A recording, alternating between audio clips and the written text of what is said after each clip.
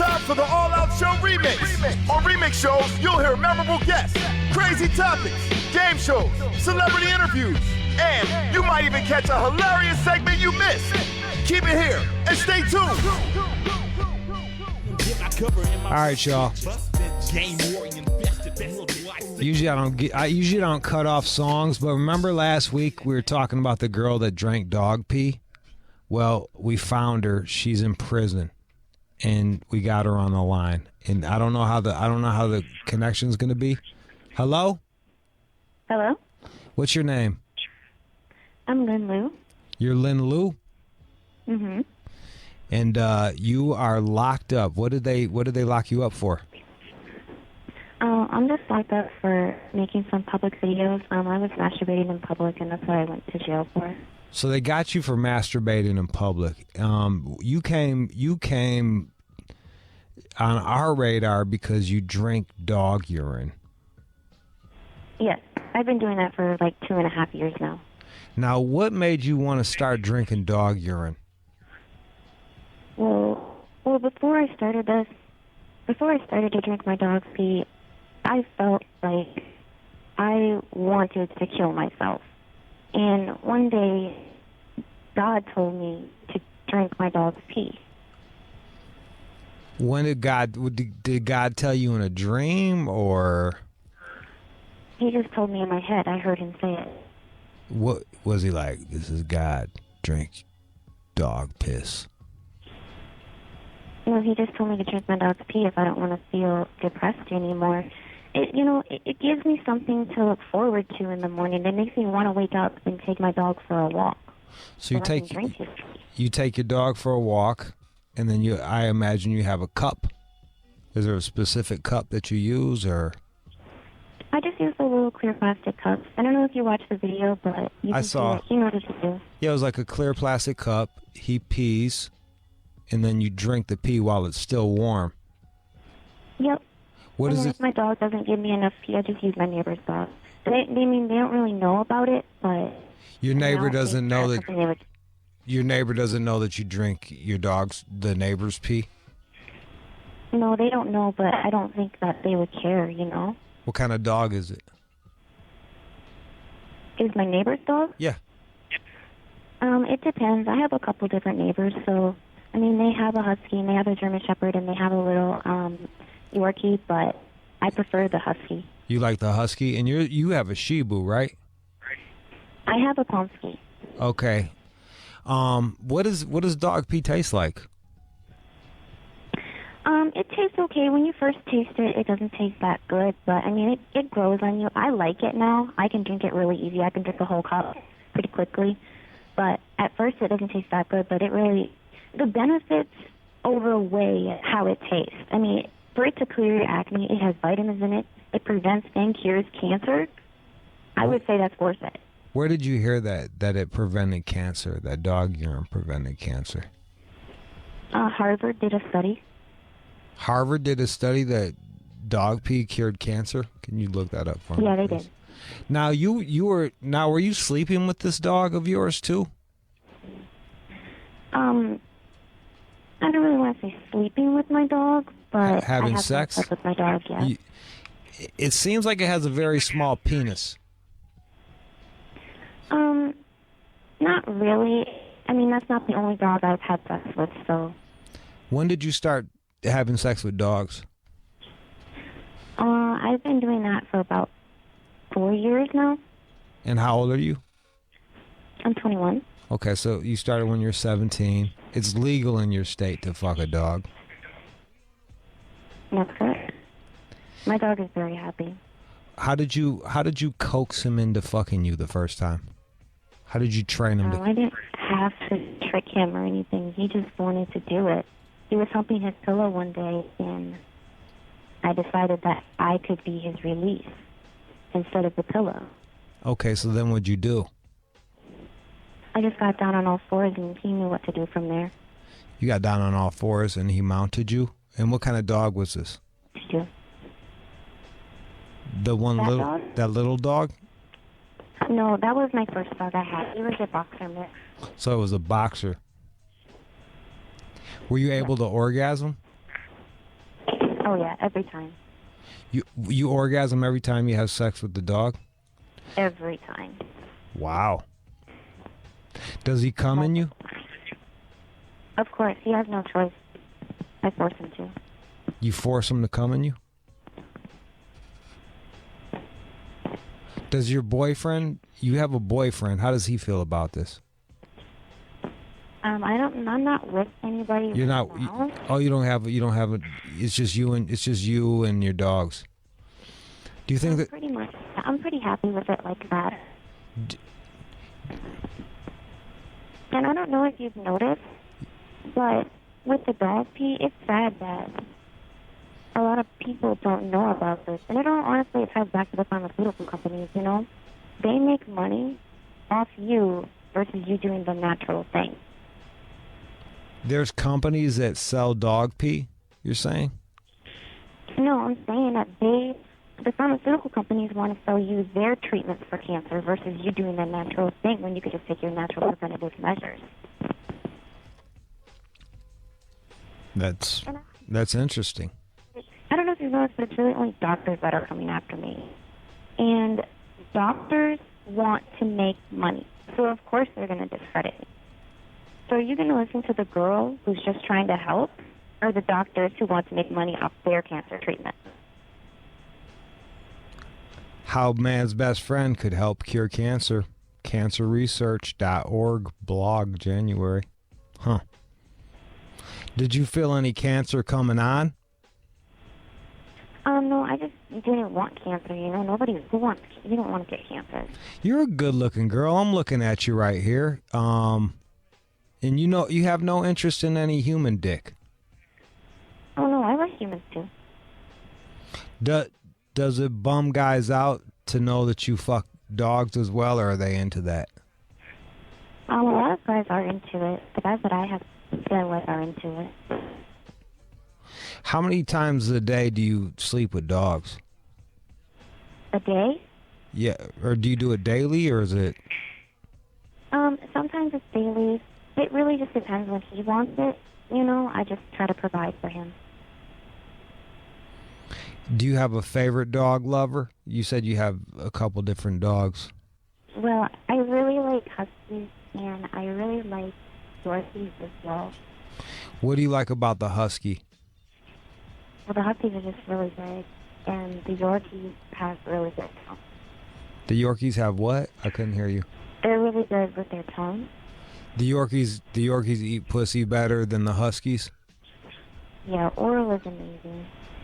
Actually, I put together the top 5 reasons you should have sex with your dog. I didn't know if you guys wanted to hear that or not. Tell me your top 5 reasons why you should have sex with a dog. Okay, so reason number 1 is you can't get pregnant. Okay, that's a good reason. Reason number 2, you cannot get an STD unless you're allergic to dog sperm. That's the only way that it could kind of hurt you. Okay. Reason number 3, your dog won't cheat on you. Unless it finds another dog. Not being loyal. You wouldn't. Why wouldn't you let your dog go fuck another girl? My dog's very loyal to me.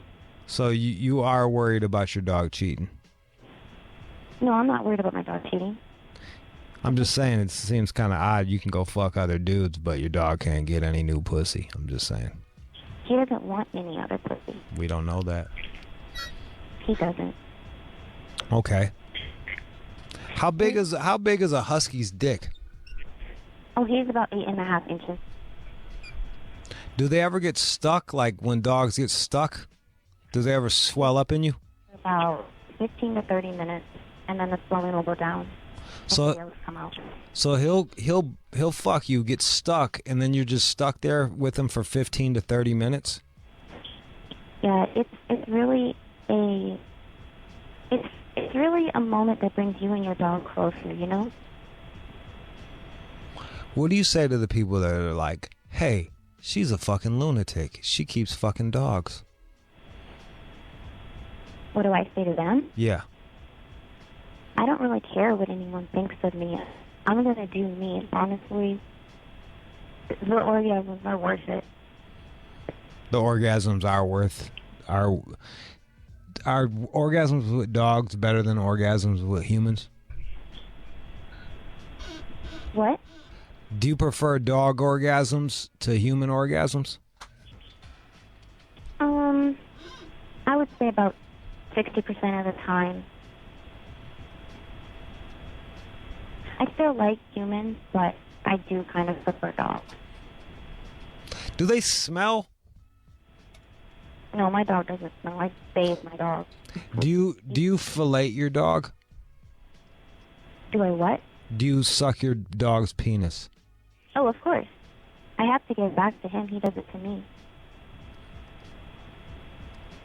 What does dog dick taste like? It tastes like any other dick.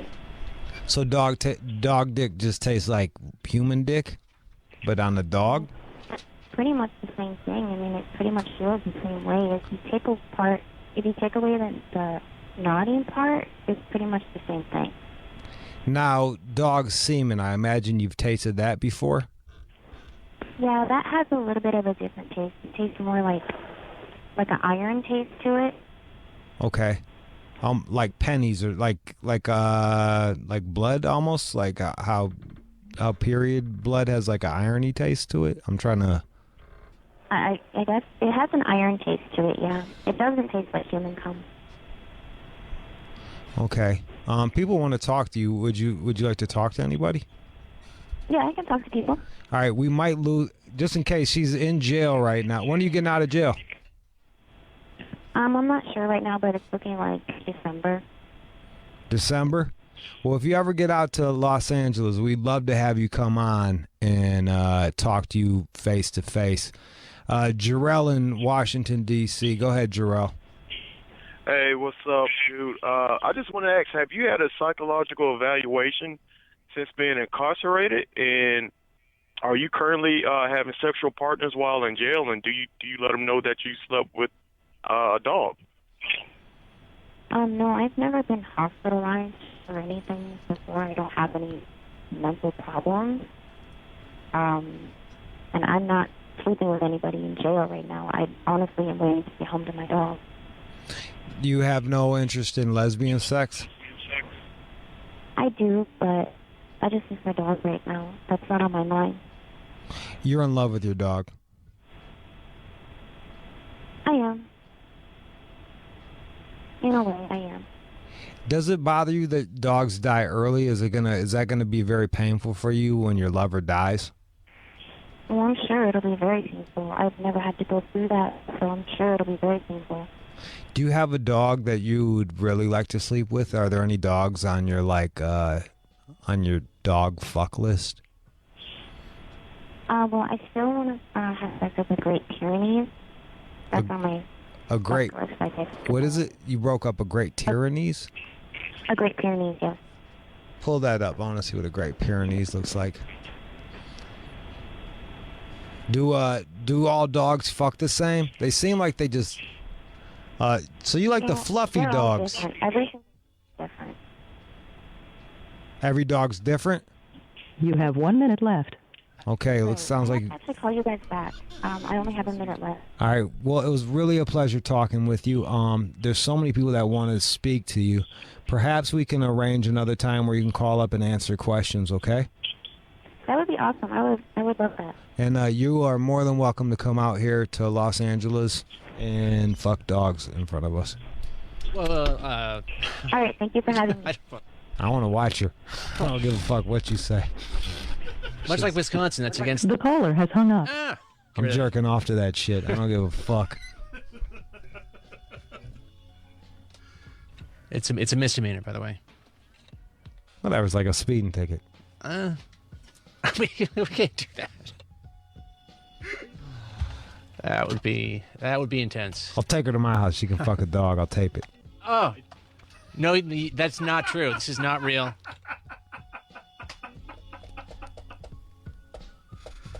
I'm incredibly turned on by her.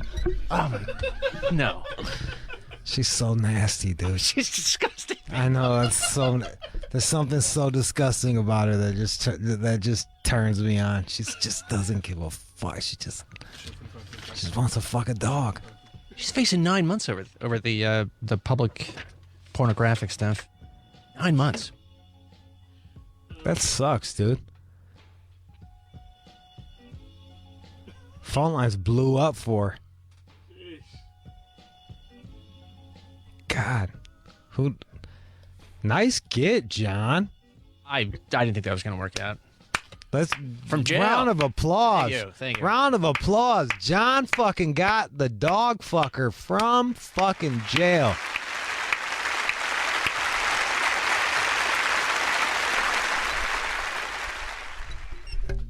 That's awesome. All right, we're gonna play some music and come back. I'd fly her out just to watch her fuck a dog. I swear to God. I think you're serious. I really I am serious. I believe this. I am serious. So wrong. It's disgusting. It's just so grimy. Ugh. John, you never know I'm a disgusting person. All this- I'm fucking disgusting. I would love to see that. Oh no. That's like next level degradation. This is incredible. That was amazing. Good get. I think I got a new girlfriend. Hey, I looked it up, and there is like shit about how and cancerresearch.org.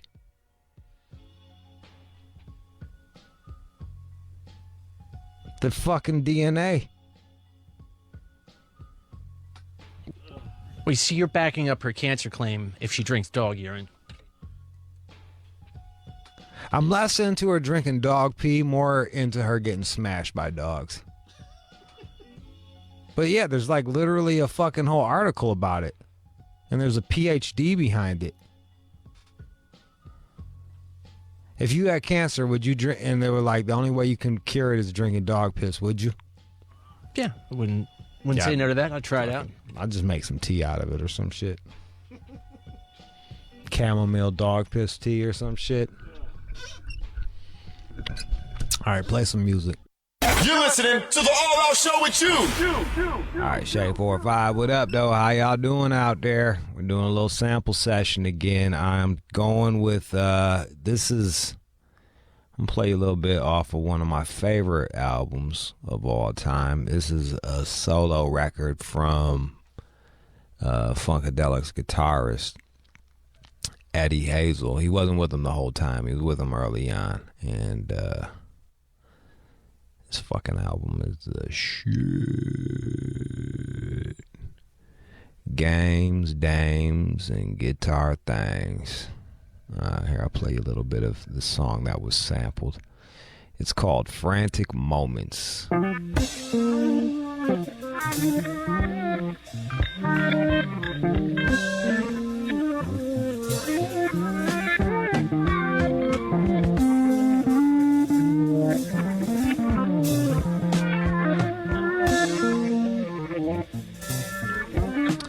He played on Maggot Brain.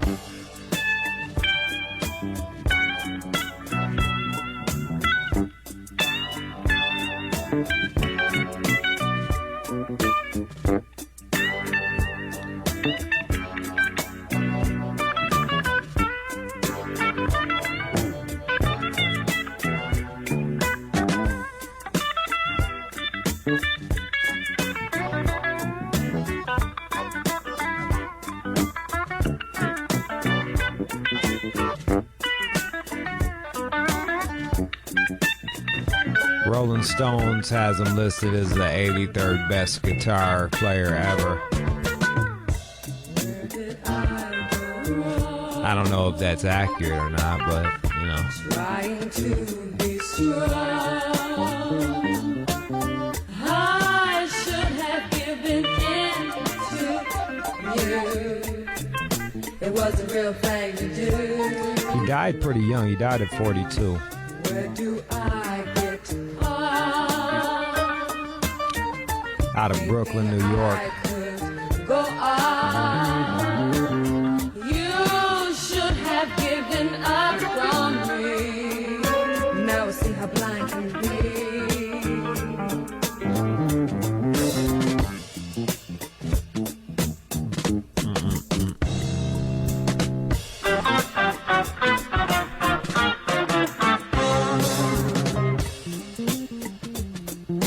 That's what was sampled right there.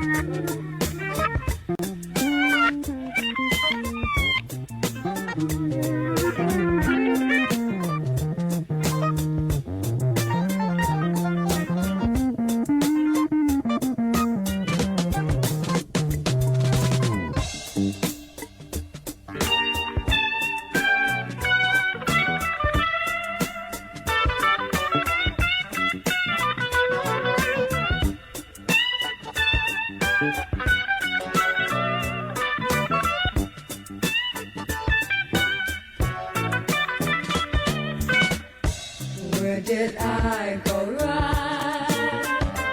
Oh well, shit! I fucking just cut it off. All right, you got the picture. You got the picture. All right, so Gangstar sampled this, and off of their Daily Operation album, and it was here's a little ditty about smoking weed. It's called Take Two and Pass. It's called Take Two and Pass so the blunt will last there, champ. Fucking, you gotta give it to Premier. He's got just a fucking great ear. And he just knows how to loop them. Here's what Primo did with it.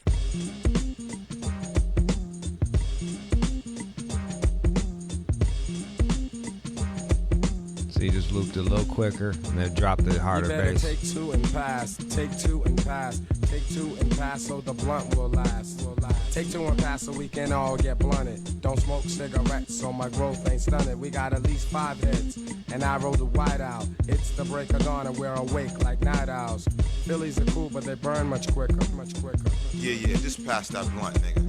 We lounge to the sounds as we leave from uptown. It's time to go downtown and make some more rounds. The city never sleeps, it's what Sinatra sang. For the fat blunt, you know I got this thing. So hand it over cause I wanna get charged. I'm in love with Mary Jane, she keeps me large. So don't hog it, let's keep it moving real fast. And everybody just chill and take like 2 pulls and pass.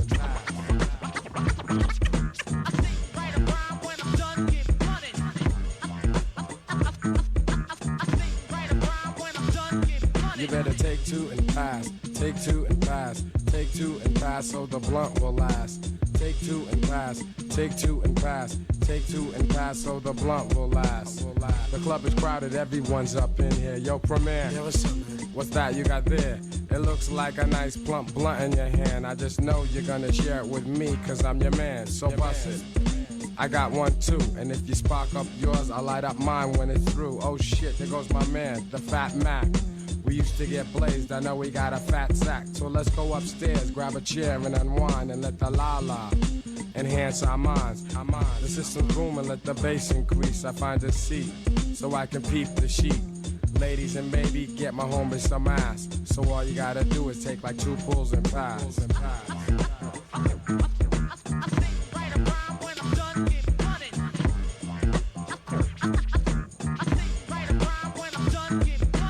Even in the morning like the flavor of juice. A blunt adds spice and a blunt can spruce up your day.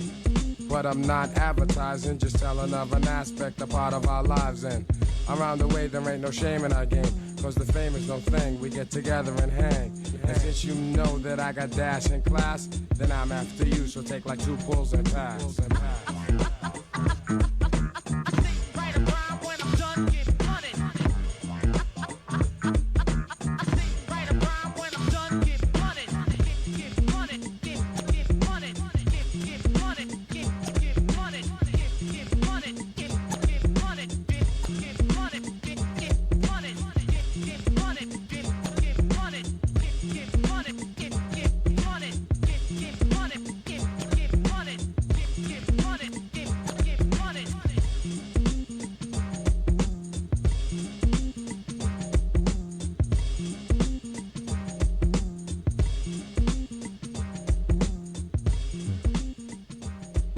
All right, I'm gonna play you another little Eddie Hazel fucking sample. Now, this one is kind of interesting. This is actually off of the Funkadelic shit. Here, let me hit pause on this shit so we don't keep going.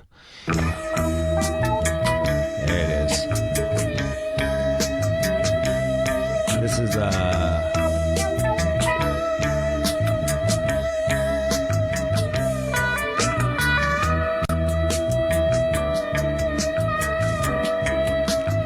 yourself, standing on the verge of getting it on. Funkadelic. Eddie Hazel on this shit too.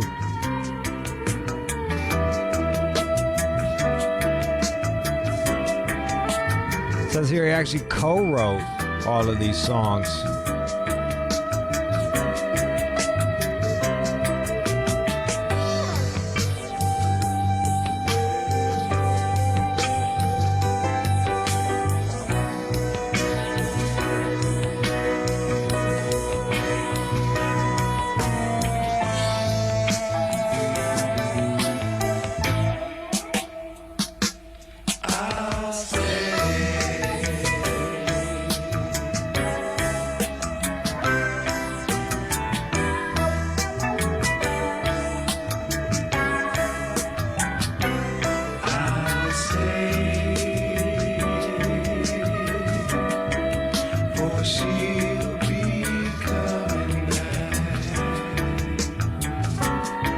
Shit dropped in 74.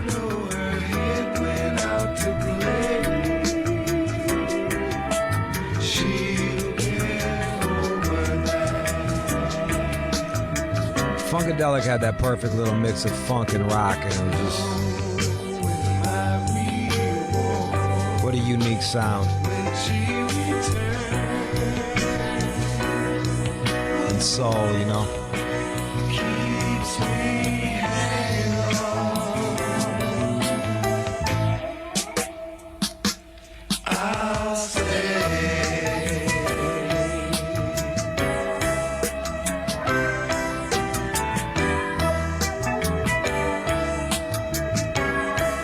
Now I'm gonna play you two songs that sample this.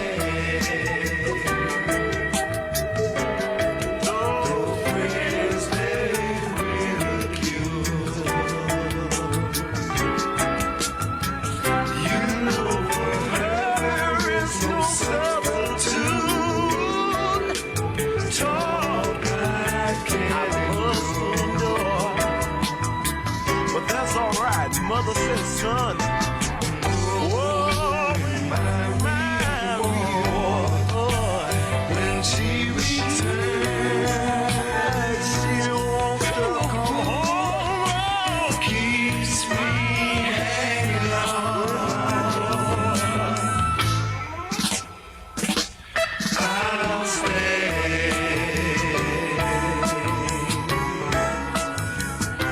All right, I'm gonna play you the most obvious one first, and then this was the monster hit for Crucial Conflict, Chicago rap group. It's from the 90s. It's called Hay, smoking on hay in the middle of the barn. Hay's weed. Here it is. Little Crucial Conflict. See what they did with this sample.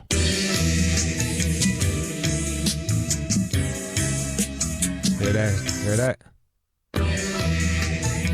Right there. Smoke it on. Hey. Smoke it on. Hey. In the middle of the bar. Smoke it on. Hey. In the middle of the bar. Sitting on the quota beer. Hey, things is feeling good today. I'm told up from the floor up. Sipping on some Crown Royal tripping.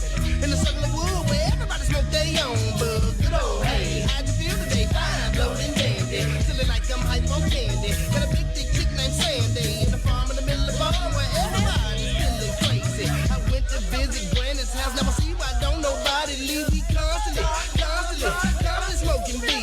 Too blitzed to even shake it up, but still I got my head up. Go off and go in the back of the barn and get my big black Peter sub. That's the hay, you silly slut. Blaze it up so I can hit that buzz. Get me zone and I be on, cause I love to smoke a phone.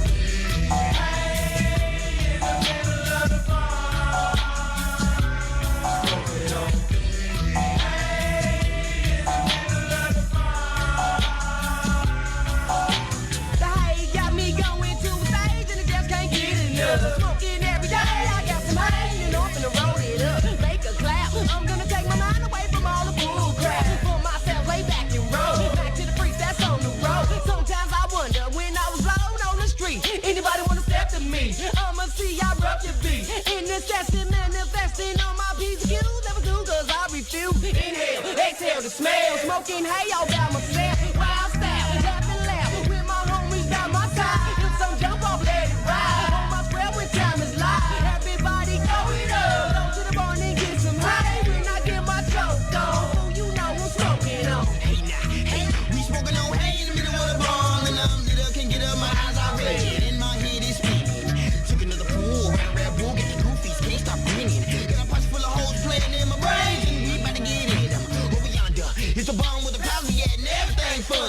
the ball. Some nigga try to blow my house, smoking all that with no money.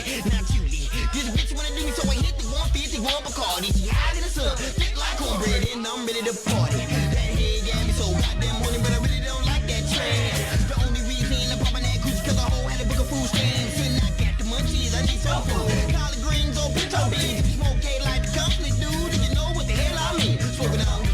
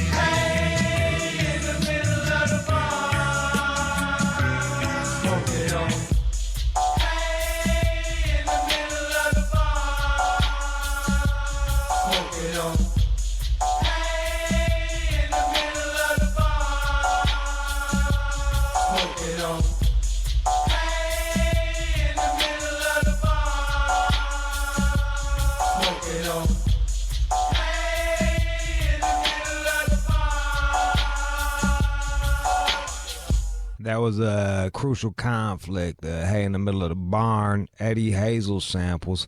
He died early liver failure, they said, and he was out of the band. He got put out of the band on accident. I guess he got in a fight with a stewardess on an airplane. He had to go to jail. He had some drugs on him. Here's a less popular sample, but for the hip-hop heads, you will recognize this. This was off of one of the few 5 mic albums that The Source gave out, De La Soul is Dead. Here's a little ditty about child molestation.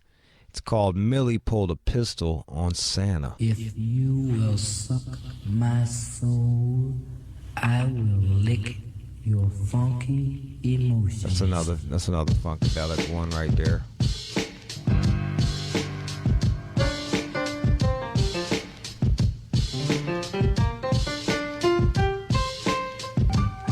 This is the styling for a title that sounds silly, but nothing silly but the trifling times of Millie. Millie, a Brooklyn queen, originally from Philly, complete with an accent that made her sound hillbilly. Around this time, the slamming drunk was milk is chillin', but even cooler was my social worker Dylan. Yeah, I had a social worker cause I had some trouble. Anyone who ripped on me, I popped their dome like bubbles. He'd bring me to his crib to watch my favorite races. That's how his daughter Millie became one of my favorite faces. She had the curves that make you wanna take chances. I mean, her man, I love to make advances. I guess the father must have got the same feeling. I mean, actually finding his own daughter Millie appealing. At the time, no one knew, but it was a shame that Millie became a victim of the touchy game.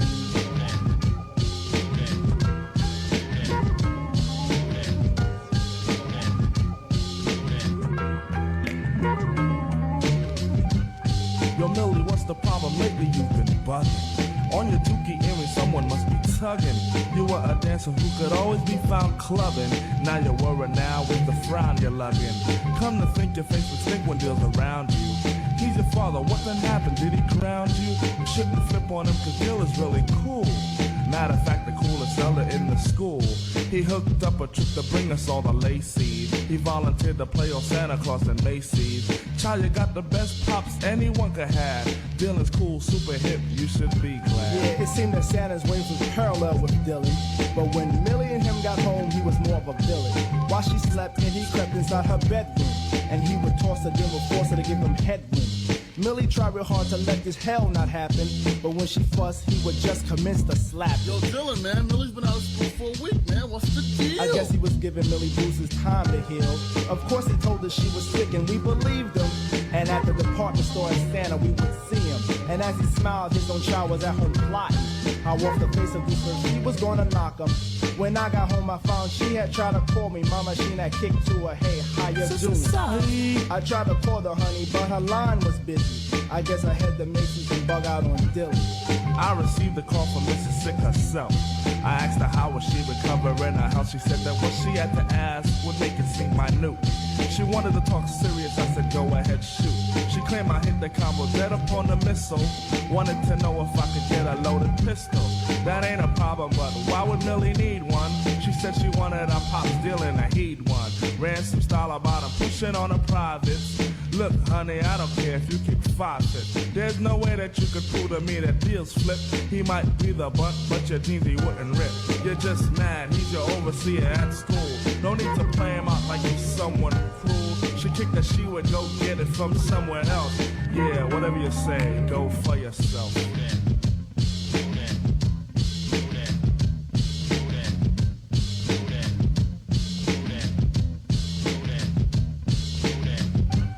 Macy's department store, the scene for Santa's kisses and all the little brats that man in all their wishes. Time passes by as I wait for my younger brother. He asks his wish, I waste no time to return him back to mother.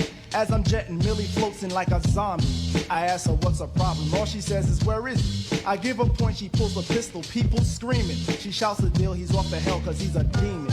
None of the kids could understand what was the cause.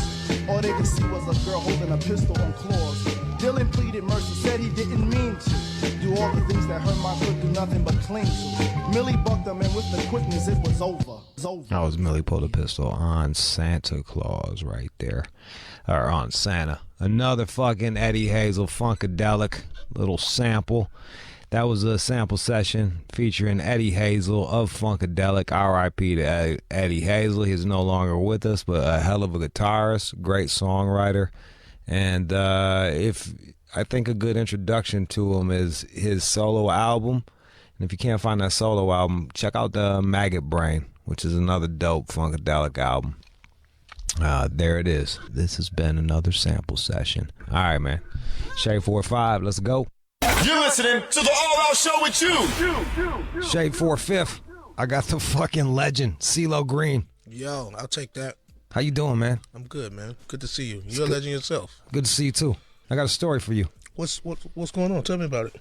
So, 20-something years ago, I got a girl pregnant, and I had we went to different high schools, and I rolled over to high school right when school was getting out, and cell therapy it just hit. What? And every fucking car had that shit banging in the parking lot. Where you from originally? Pontiac. Nice. So I run up on my now baby mama, just because I didn't know if she was trying to get some money out of me for an abortion or what. You know what it was? So I run up on her while cell therapy's playing and fucking grab her stomach, and sure enough, it's hard than a motherfucker. And I'm like, oh, yeah, she's pregnant. It was real. Yeah, it was real. Yeah. Now every time I hear cell therapy, I think of that shit. Every fucking time. That's bittersweet. Well, you know, I got a 21-year-old. It's fucking. I don't know if it's fair for me to start the interview telling you that, but I just needed you to know. You're starting off with total and complete transparency. I can dig it. Yeah, it was what was that like? What was that like being part of just? I would say Dungeon Family, Organized Noise, LaFace Records is responsible for the South sound in a lot of ways. What was that like in the beginnings for you? It was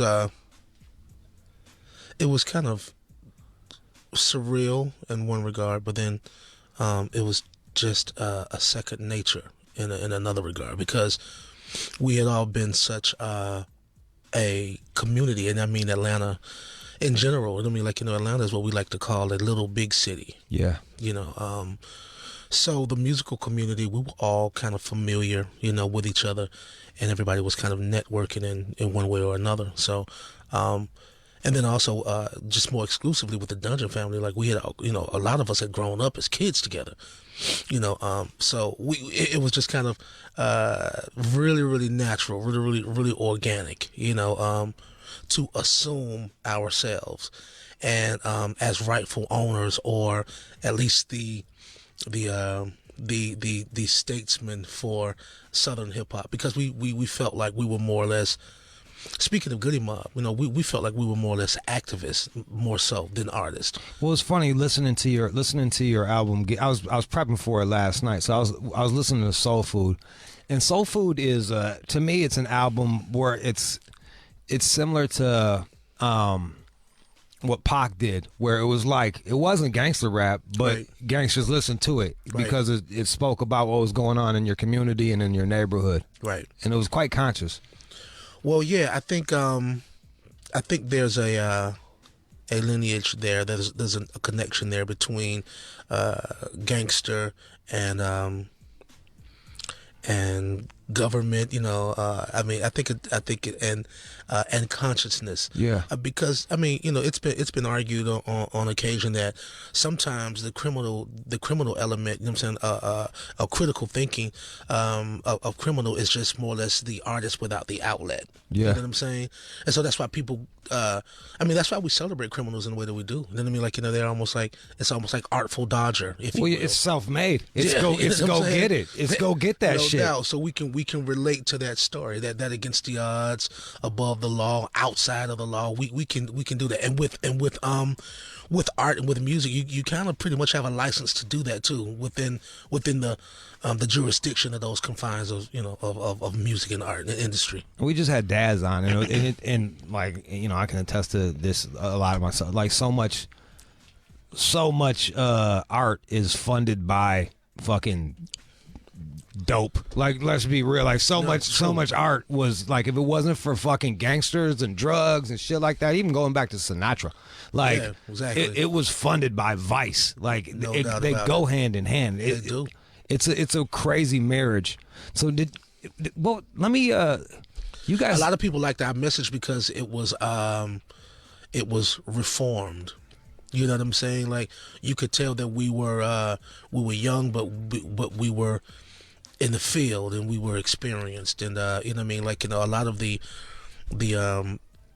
knowledge or the everything was kind of in that moment. A lot of us were still living it. We were still straddling that fence. You know what I'm saying? I mean, even the fucking, correct me if I'm wrong, you guys were recording like in a basement with mud walls and shit. Is that right? Or yeah, no, it's true. The original dungeon, it was a crawl space in Rico Wade's basement, of his home. Like, in about 13 or 14 of us were there, including his two sisters and a mother, and we kept music going 24 hours a day. Dudes walking in and out, smoking, talking loud, rapping. It's crazy. So is that Cell Therapy, Soul Food, Southern Playalistic, all of that, Parental Advisory, was that all out of there? All out of there. Do you feel that leaving that space, the music suffered because you left the sometimes when you get to a bigger room, it changes things? Yeah, it does. It does. Because there's something really really innocent and unassuming about just being, brothered up or being obligated. You know what I'm saying? You don't really entertain the option. You know what I'm saying? Like, or the outside world. It's basically like a bomb shelter from a war going on. You know what I'm saying? And that's how we took it. So we took up arms, and we were connected with a certain kind of camaraderie. You know what I'm saying? So, that's what it was. I mean, music was secondary to survival. So we were writing songs about surviving and about the opposition and why things were the way that they were. And so, like, more and more, as you kind of become enlightened and, you just begin to kind of consider and be more considerate and try to factor more things into it so you could sort yourself out. It's kind of funny too, because when you really listen to it, like, it's the message is jarring, and now you are literally fucking, you crossed that bridge, and you are now successfully working within the system that you were talking about. Like, you are on the fucking the Voice. You had Crazy was a fucking crossover success that did. What was that like going from the fucking mud basement and now you're fucking in it? What was that like for you? Man, you could take an artist out of the mud basement, but you can't take a mud basement out of the artist. Yes. Yeah. You know what I'm saying? Those humble beginnings hurt too much. I'm scarred with those. I got war wounds from where we come from. I could never forget. And we lost a great deal in the process. We lost a lot in the fire too. Tell me, what do you mean? Family, people who had futures, people who brought us together, key people like King Bean, for example. We did a break and dedicated the album to Bean, a good friend of all of ours who kind of brought everybody together.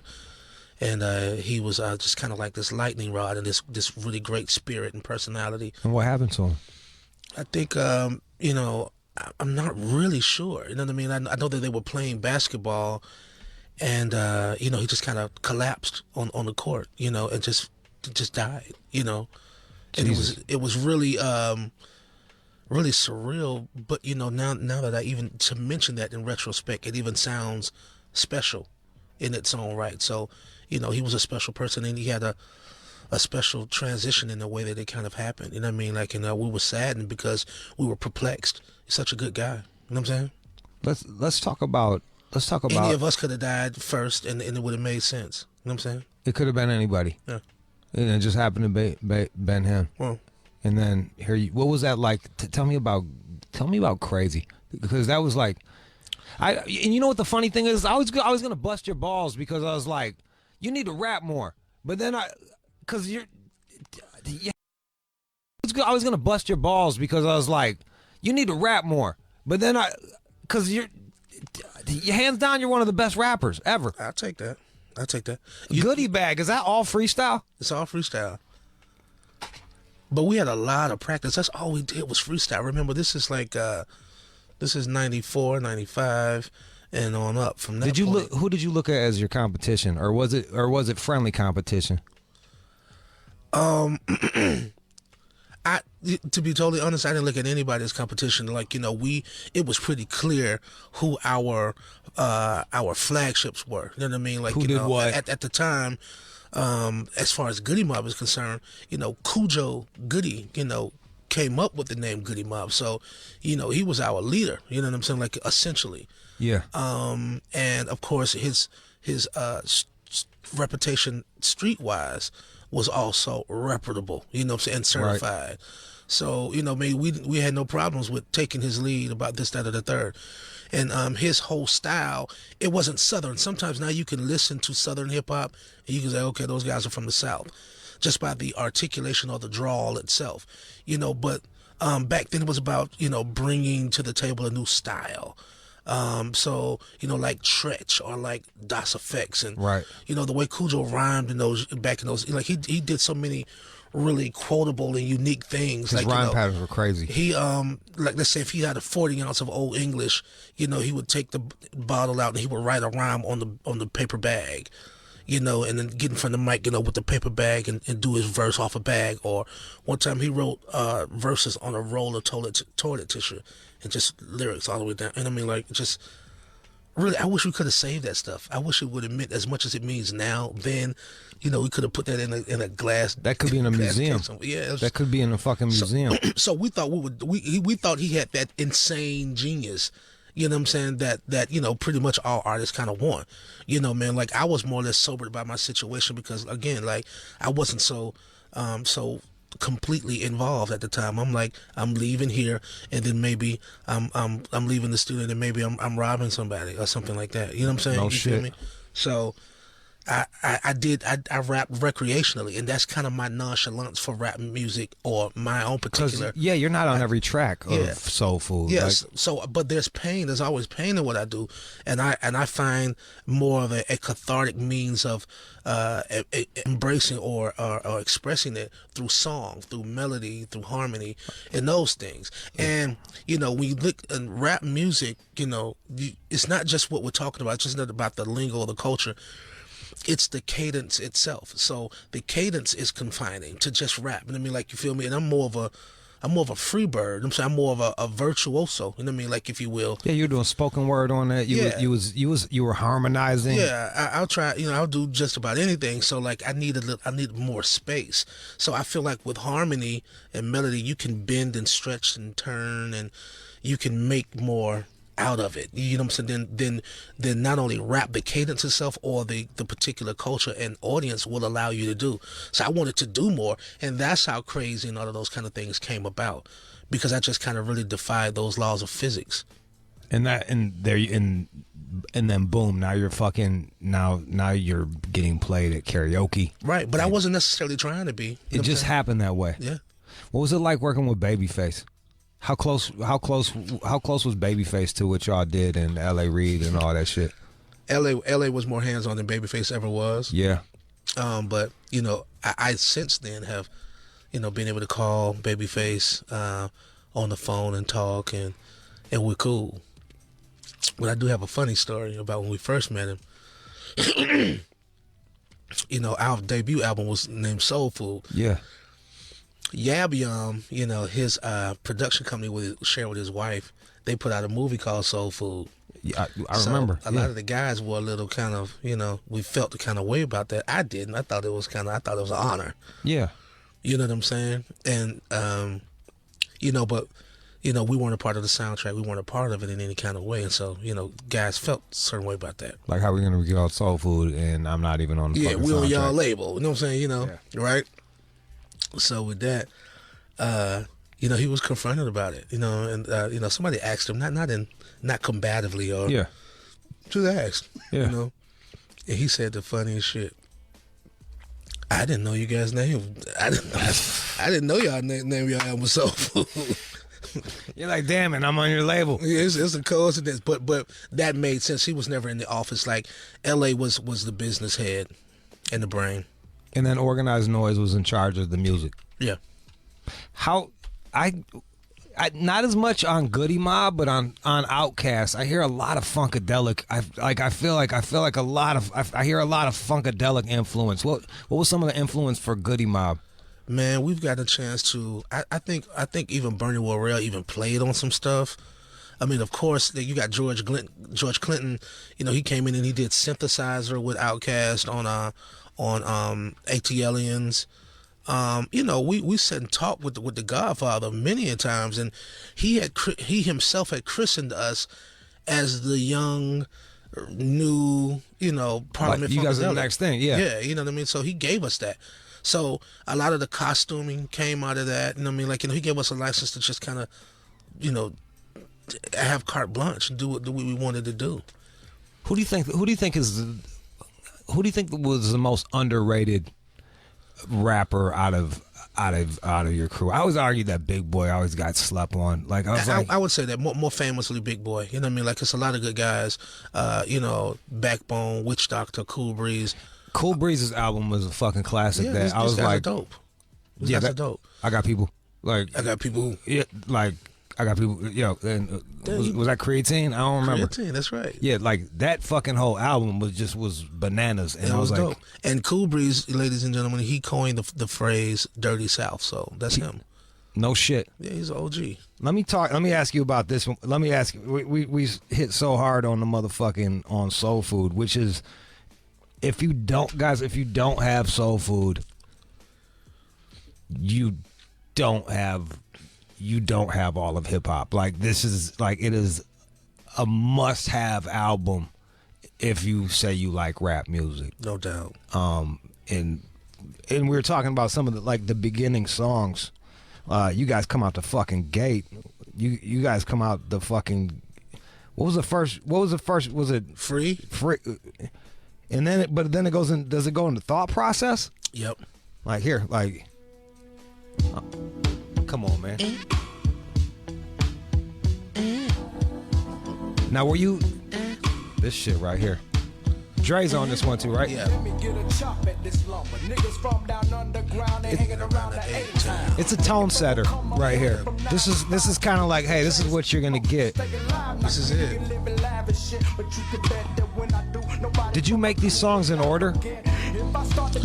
No, but I did. I did more or less unofficially A&R and do sequencing and things of that nature. You know what I mean? Like, of course, Organized Noise, man the boards, but they would allow me, who had a natural knack for these things, to kind of take those little liberties in doing so. And especially after they gave me the shot at it, it made sense. You know what I'm saying? Were you on Crumbling Herb?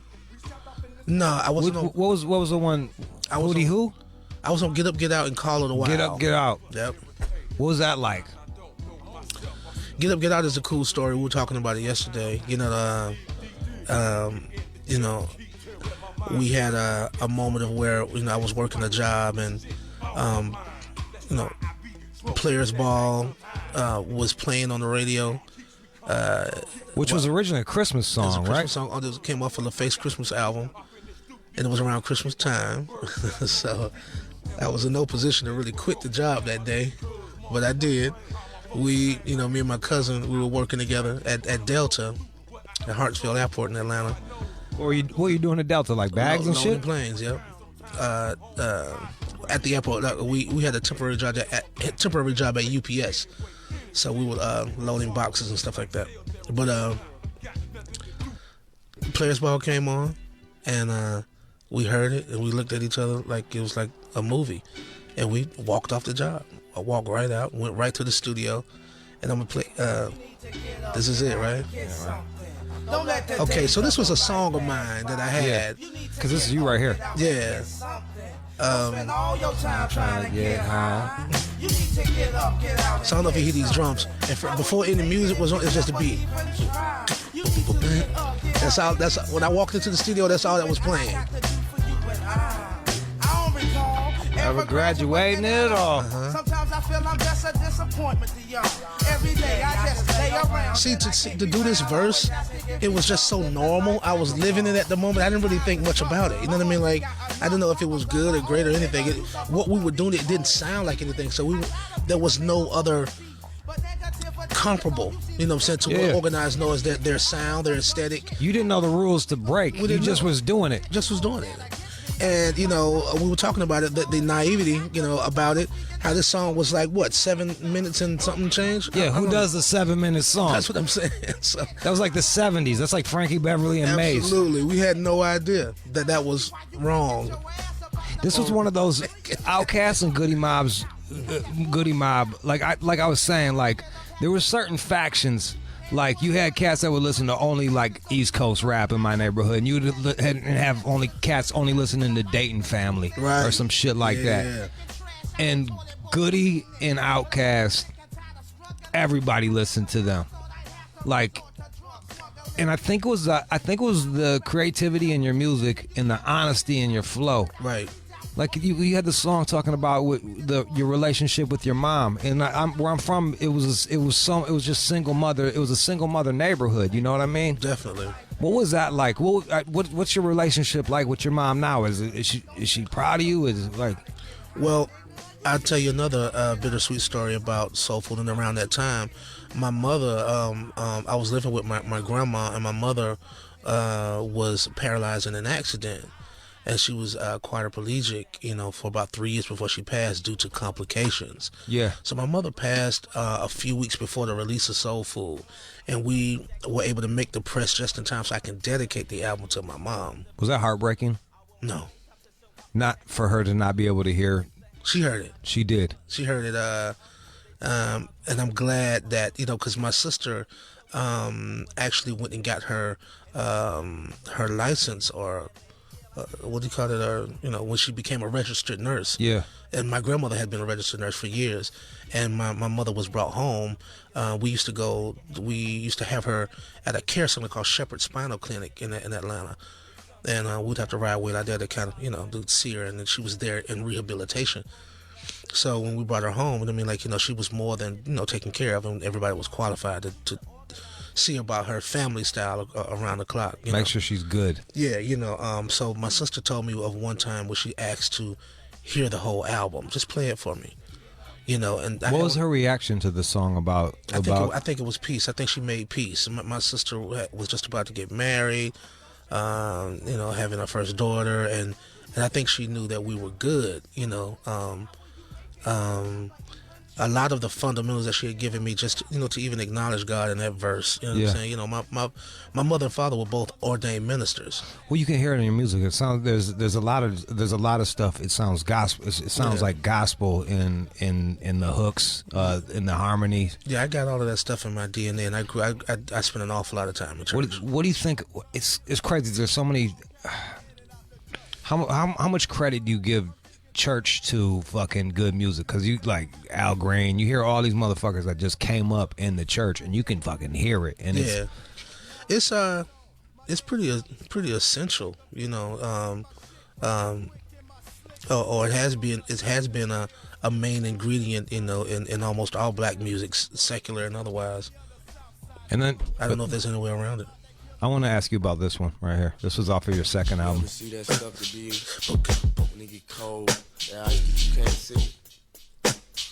Cause that shit happens sometimes. I'll tell you about this song. Please. Yeah. Boom, boom, boom, boom. I love that beat. This motherfucker. Mr. DJ did that beat. Shout out to Mr. DJ. That's Rico Wade's cousin, and he was the DJ for Outkast, right? Yeah. Then he started producing. I don't know where they cut this record, because Gipp didn't cut it at the Dungeon. They cut it somewhere else. But when it got over to the Dungeon, it set it all on fire. What was the recording process like? Would you do a?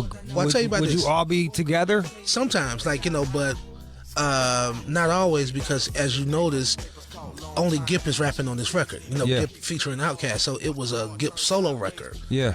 You know what I'm saying? You know what I mean? And then if you go back to Southern Playalistic Cadillac, Dre says Big Gipp, Goody Mob, PA, Outkast, Southern. No, we weren't even a group. He just was shouting out. Well, no, everybody came to the Dungeon separately. You know what I'm saying? We didn't. Goody Mob wasn't really officially a group until Still Standing. You know what I'm saying? Soul Food was more or less a compilation album, essentially. Let me ask you about this. I don't even know if you had anything to do with it, but this is a parental advisory song. Maniac? No, this is it's Sundown with 8-Ball. Did you?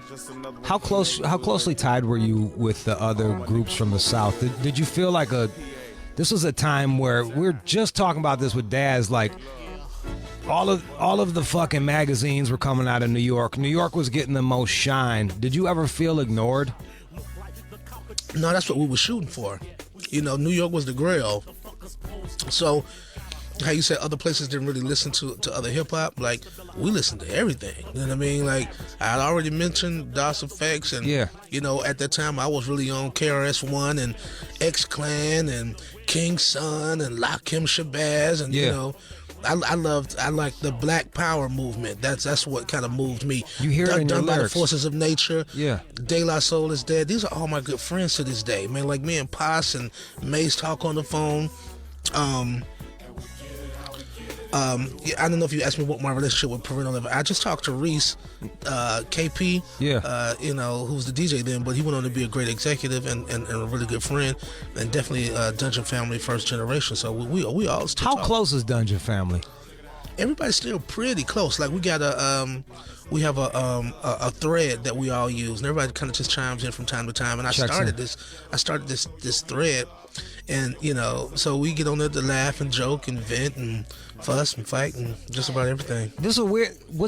Look, man, you're clearly one of the most successful members out of there. Mm-hmm. Like you made it to fucking prime time. You're getting fucking. But because of them, of course. Yeah. Were they happy for you? What was that like? I think so. Good. I think they were. You know what I'm saying? To be totally honest, though, I think it was maybe like a little perplexing, just as it was for me.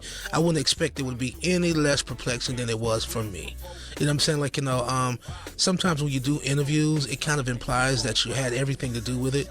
But no, I'm just faithful and humble, and I was brave enough to take certain risks. You know what I'm saying? And, I took the leap and I landed on my feet. And also just your style kind of lended to a crossover, the fact that you could sing so well. Well, that's the thing. I mean, like, I'm pretty a pretty well-rounded dude. I mean, like, I grew up in church. But I liked Black Sabbath, and I like Ronnie James Dio, and I like Bruce Dickerson. I'm saying, like, from Iron Maiden. He's one of my favorite singers. No shit. Absolutely. That's fucking crazy. Fucking Danzig. You know what I mean? I listen to everything. Motley Crue. That was my favorite. So that had to help. I'm friends with Tommy and Vince and those guys. That had to help. I performed with them at the Hollywood Bowl. That's fucking bananas, dude. I love hearing that shit. Dio is the one that came up with this. Yes, he did. That's the Italian sign. It's a Malocchio. Yeah, Garanto. Yeah, right there. Fucking yeah, straight up. That's fucking bananas to know that. Yeah, man. So I find that some of the most well-rounded artists have the most well-rounded library. Scarface is the same way. He's like, yeah, man, I listen to Zepp. I know how to play the fucking bass. I know how to play everything. Absolutely.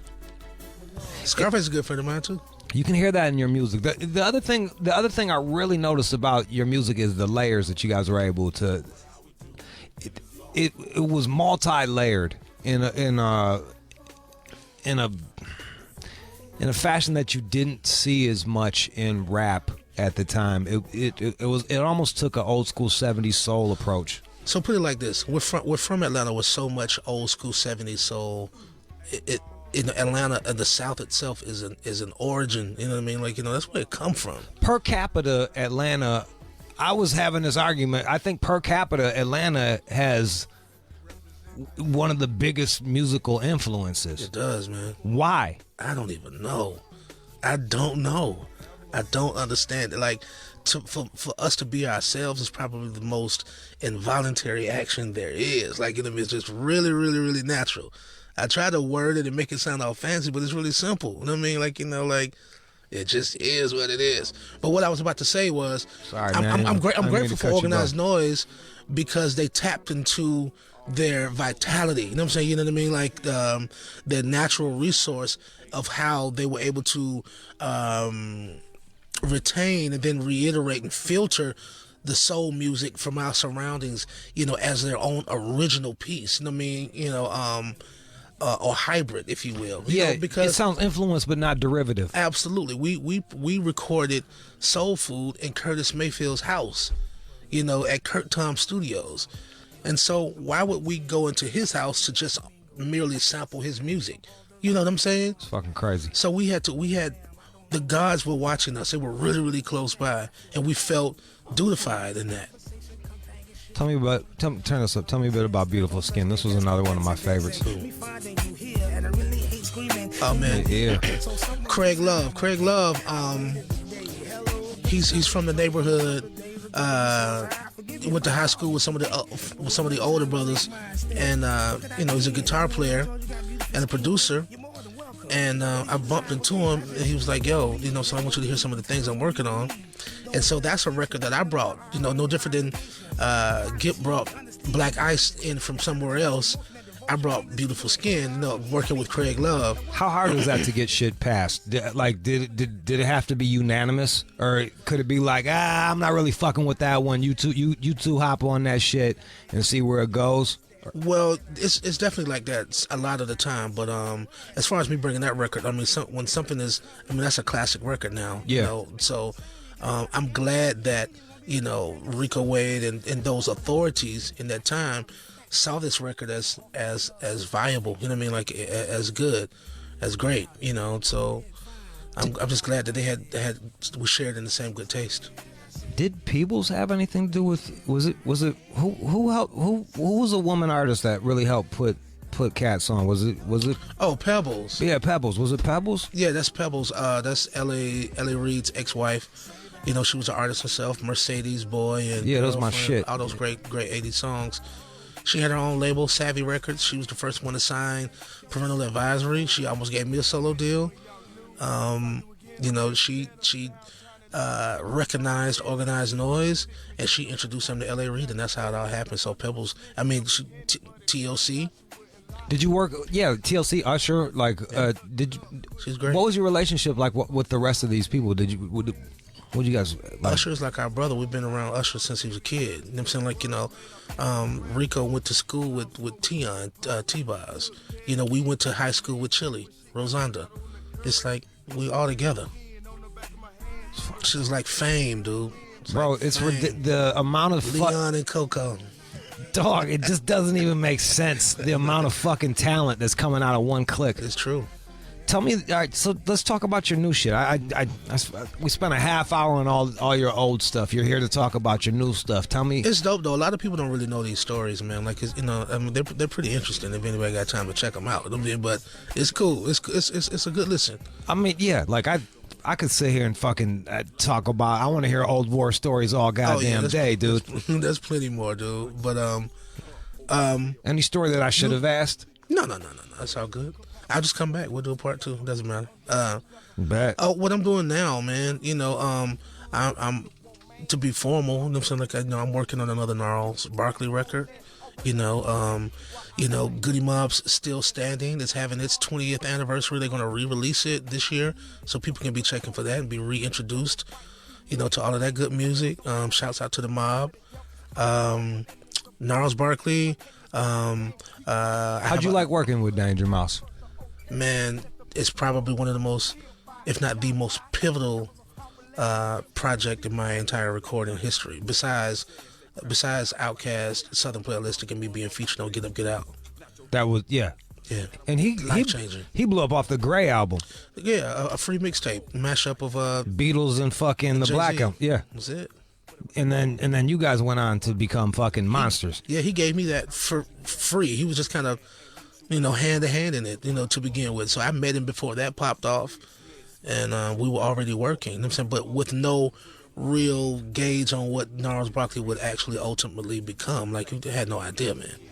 I wish I could say, oh yeah, we did it just like this. We was like, okay, I didn't know.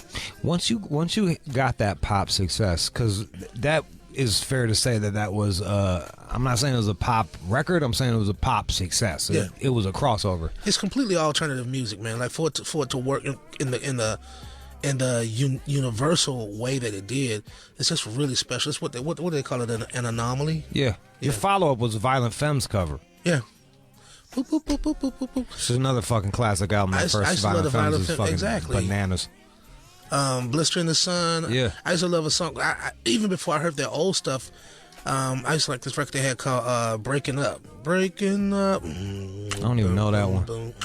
Easy to do. Yeah, they were weird. Like, who's gonna like a fucking acoustic punk group from Milwaukee? You know what I mean? That's just dope. Fucking bananas. I love that you were with them. Did you feel, for Fuck You? Did you feel a pressure to reproduce the success of Crazy? No, because and then.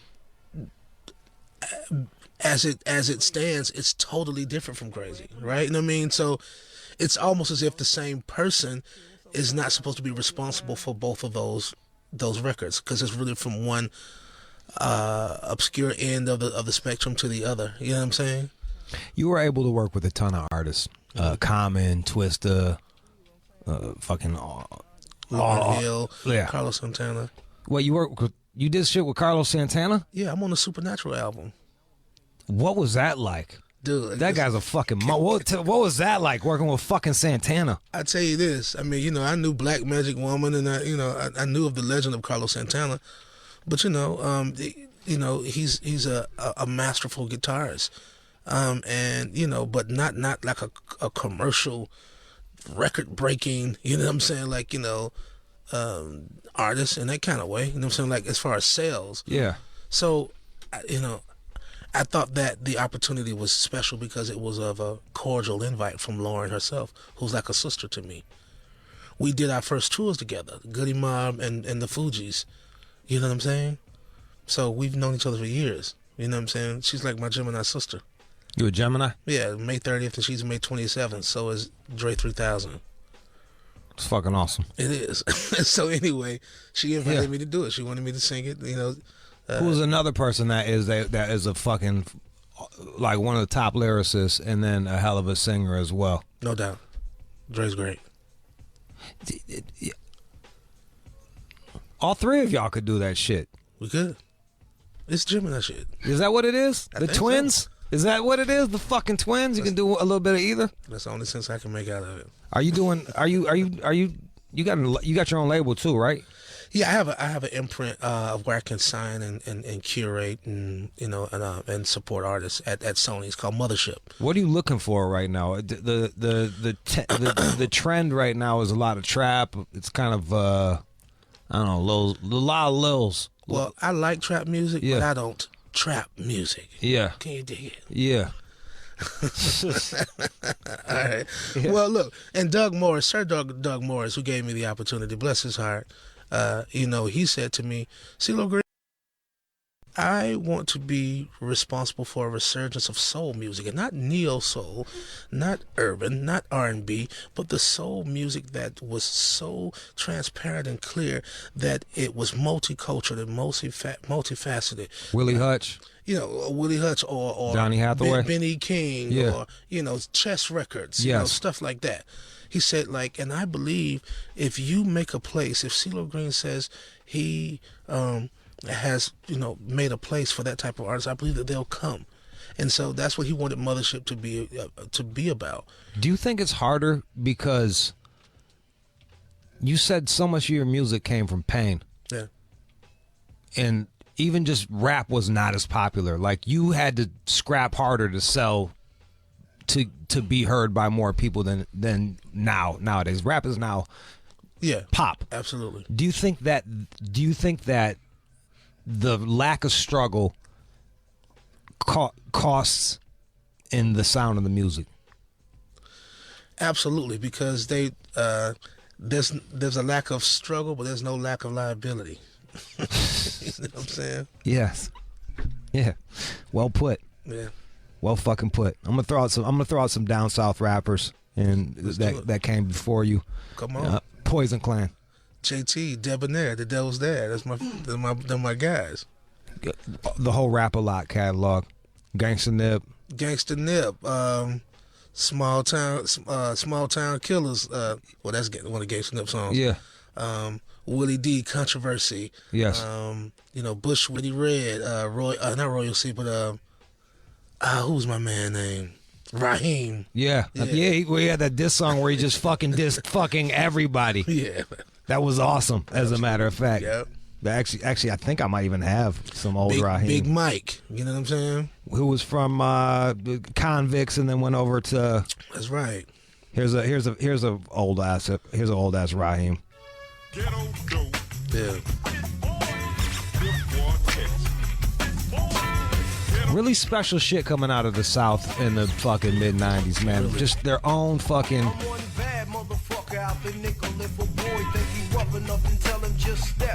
Are you guys gonna get back together? Is Goody Mob gonna get back together? We actually were in the talks of doing a tour this year to support the reissue of Still Standing. Yeah. So if you ask me, we're all still together. We're kind of. Well, they went off and did Lumberjacks But the Lumberjacks were first. Yeah. They used to be called the Goody Mob Lumberjacks. They started it. No shit. Cujo and T-Mo. Goody Mob is derivative of that. I didn't know that. Yeah. Good die. Mostly over bullshit. That's right. For those that didn't know. And Gip is doing a project with Daz right now, so he's out here. They're supporting it. We've been kind of missing each other a little bit, but everybody's working as we should. I think everybody should I think it should be showcased the working parts of Goody Mob. You know what I'm saying? You know what I mean? So how so? Everybody can stand up and be counted for their own contributions. You know what I'm saying? Because sometimes it becomes oversighted when you have, one person that's been more noted. You know what I'm saying? Than the others. But those my brothers. They're all dope. What about Outkast? Do you see those two guys getting back together and doing anything? We talk about it. We talk about it as a family. You know what I mean? I don't know, man. I'm a fan of Outkast. I'm a fan of us. I love us. I love us an awful lot. You know what I'm saying? And I'm completely loyal. But I do understand that times change, and you know what I'm saying? Maybe you don't have the same priorities, maybe you don't have the same interests, the same desires, the same drive. You want to go on to accomplish other things. Yeah, Dre's doing tree touring right now. He went on to fucking shoes. We love tree touring. Yeah, I fuck with him myself. That's how we used to wear when we was kids. Thank you. I fuck with him myself. This is one day I'm not wearing fucking tree touring. Yeah, man. I just told him to send me a box of them. I love a lot of the flavors that I saw him put up. So strike the fuck up. Yeah. Do that. You know what I'm saying? You feel me? And And you know, he's one of those guys, and we accept it now. Like we were young at one time. I can't believe that we survived. I mean, like sometimes I look around, I'm like, yo, I'm 42 years old, man. Like I'm still alive. Shit's great. You know what I'm saying? I don't give a fuck to rap with nothing. You know what I'm saying? I'm just happy to be alive. Sometimes I think that, you know what I'm saying? And then other days I feel, you know, super duper competitive. I'm like, because Right. I can still do it if I want to do it. You know what I'm saying? You feel me? Is this a new single we're gonna play?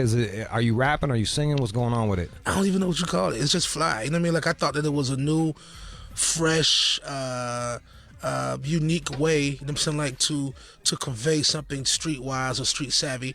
Brick Road, I thought that was really clever. You know what I'm saying? I think it's a dope record, but it's kind of singy and it's melodic and dope. But you know, it's fly though. You know what I mean? Like it's some fly gangster shit. CeeLo, man, it was such an honor to just be able to sit across from you and just pick your brain, man. For real, it was dope of you, Jude, to even know, you know, so much about, you know, Southern hip hop. You know, fucking play Raheem, man. I had no idea. That's dope. We right up I-75. Look, and this was the one where he just shitting on everybody. I remember Pontiac represent. we were right up I-75, so we got all of the South, East Coast, Chicago, Right. West Coast. We were really blessed to be from Michigan. Like we got it all. No doubt. 2 Live Crew. I didn't Awesome ask. Dre. Yep, straight up, bro. Straight up. I used to have that record, bro. Me too. Straight the fuck up. He was about to kill them boys on the album cover. I had that shit. I had it. Man, what was Luke like for you? What was it like seeing Luke come out of Miami and just blowing the fuck up? See, to me, let's say there was an era of hip hop where, you know, the technology had only advanced so much, so we were gonna either use the same samples or the same drum machine. So when the 808 came out, that was the most connected, you know, we were. Because you would have something like from Seattle, like Sir Mix-a-Lot Posse on Broadway. Yes. So it's just like boom, boom, boom. So then you have Run DMC and we're tougher than leather, boom. Boom, boom, boom, boom. You know what I'm saying? Yeah, so it's just even- all 808. You know what I mean? Even in techno and other shit, like Right. it was like connected. Everybody was together. You know what I mean? So that's what I miss about it. So if you think about the story of Planet Rock, since you asked about Luke, Yeah. think about Africa Bambaataa, man. Like, you know, Africa Bambaataa discovered Kraftwerk when he went on a field trip from writing an essay. You know what I'm saying? Really? Yeah. So that's how he heard Kraft. I think he went to Africa or went to Europe or something. And You know heard what I'm saying? Kraftwerk. And heard Kraftwerk. So Trans-Euro Express. Yeah. Came back, you know what I'm saying, like introduced it, you know what I'm saying, like, you know, re-rocked it, you know what I'm saying, like Yeah. he's supposed to. Yeah. You know what I'm saying? And then you have Planet Rock. So people, even though it's like the alpha, you know what I'm saying, like, you know, of something, you know, I think people still they're apprehensive in calling it a hip hop record, you know, because it's kind of not, right? It's dance. It could be at the disco. Motherfuckers are breakdancing off of that shit. It was Absolutely. hip hop. Yeah. It's fucking wonderfully brilliant. It's genius, right? So, but Arthur Oscar Wilde has a great quote that says, "Talent borrows, genius steals." Does he not? You Ain't know that it. the truth? So with that, it trickled down to the South, and it became what we didn't call it hip hop either. We called it skating rink music. You know what I'm saying? So that's when you got skate. Then it ended up becoming Miami bass, Right. you know, and booty shake music Yeah, yeah. or whatever like that. So, but it's all derivative of Planet Rock. You know, play at your own risk, Yeah. all that good stuff. Yeah, Like, smack together. yeah, we loved it. You know what I'm saying? So. Fucking cool, man. But Luke ended up being a great friend of mine, like 2 Live Crew. I mean, that perverted my young innocent mind. You know what I'm saying? Like Same here, dog. Yeah. We love 2 Live Crew, but even before that, people don't know. People don't know about Blowfly and stuff like that. No, they don't. You got to go back and check that stuff out, man. It's Yeah, he ill. was the first dirty He was motherfucker. real. He was the first. I met Blowfly before he died, man. I met him, and Luke, you know, amazingly enough, came to my wedding when I got married. You know what I mean? So we all real good friends, man. And- That's my OG. And he's really responsible for the First Amendment too. Like Absolutely. he took that shit all the way to the fucking Supreme Court, which is Luther Campbell is a champion, Yes. guys. No doubt about it, man. And I then the love people guy. that jumped, John Denver got his back. Like it was just the most banana shit you ever saw. It was so it's kind of cool. Just he's a legend. Hey, Yeah, we try to pick them up, but we got no room inside. We put them on the trunk, we put them on the hood. Sometimes I want to drive her, they really feel good. There's much too many freaks. Yeah, this shit used to knock, boy. Yeah. Makes a lot street. We stopped at Taco Bell for some Mexican eat. Me and CeeLo over here geeking out over music, man. Go back the other way, we'll stop and eat a dick. All right, man. CeeLo. Yeah. Thank you so much. Door is always open for you. Let's jump off. And Brick Road is the new single. It's going to be on the EP. Yeah, it's a new single. We're going for the single first. EP a little later in the year, maybe summertime. CeeLo Green, y'all. Thank y'all. Thank you. It's been an honor. No doubt.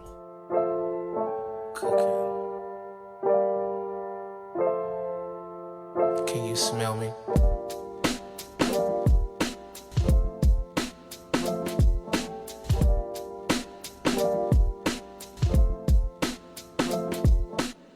Shot down, but I levitate.